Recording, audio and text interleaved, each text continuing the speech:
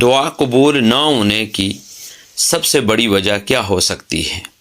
حالانکہ اللہ تبارک و تعالیٰ قرآن مجید فرقان حمید میں ارشاد فرماتا ہے، ادعونی استجب لکم، مجھ سے دعا کرو میں دعا قبول کروں گا۔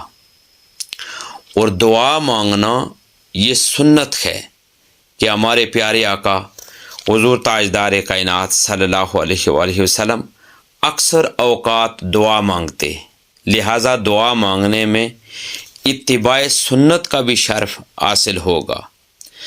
دعا مانگنے میں اطاعت رسول صلی اللہ علیہ وآلہ وسلم بھی ہے کہ آپ صلی اللہ علیہ وآلہ وسلم دعا کی اپنے غلاموں کو تاکید فرماتے،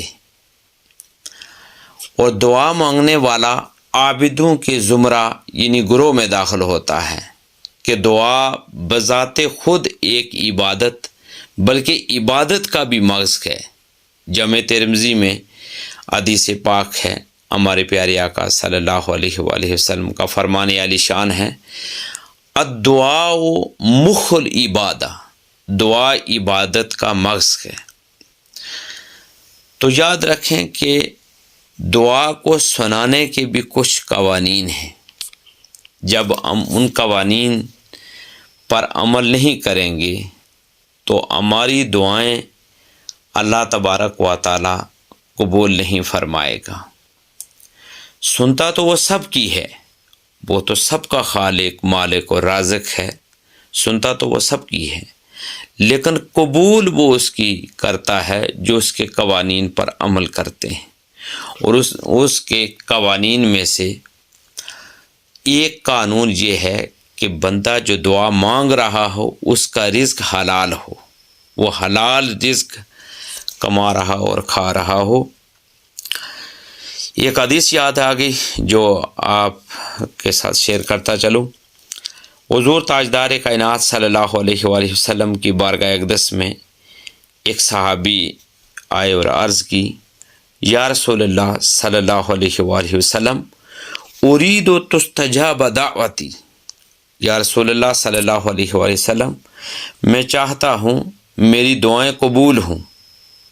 تو آپ صلی اللہ علیہ وآلہ وسلم نے ارشاد فرمایا، اجتنب من اکل الحرام تستجب دعوتک۔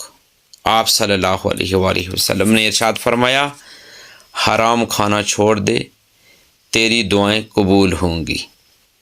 تو اس کا مطلب یہ ہے کہ اگر ہمارا رزق جو ہم کھا رہے ہیں وہ اگر حرام نہ ہو بلکہ حلال ہو تو ہماری دعائیں اللہ تبارک و تعالیٰ ضرور قبول فرمائیں۔ بس ہمیں چاہیے کہ ہم اپنی زندگی دین اسلام کی سنہری تعلیمات کے مطابق اپنی زندگی کو گزاریں، کہ اللہ اور اللہ کے رسول صلی اللہ علیہ وآلہ وسلم کی رضا کے مطابق اپنی زندگی کو گزاریں گے، تب جا کر اللہ تبارک و تعالیٰ ہماری دعاؤں کو بھی قبول فرمائے گا۔